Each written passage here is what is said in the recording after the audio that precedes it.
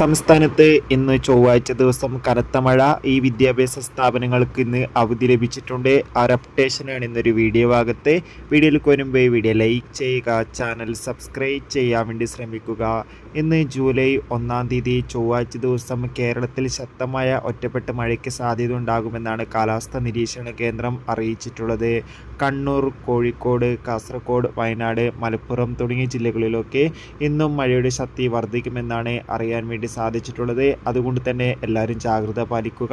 അതോടുകൂടി നിലവിൽ കിട്ടുന്ന അപ്ഡേഷൻ പ്രകാരം ദുരിതാശ്വാസ ക്യാമ്പുകൾ നടക്കുന്ന വിദ്യാഭ്യാസ സ്ഥാപനങ്ങൾക്ക് മാത്രമാണ് ഇന്ന് ജൂലൈ 1-ാം തീയതി ചൊവ്വാഴ്ച അവധി പ്രഖ്യാപിച്ചിട്ടുള്ളത്.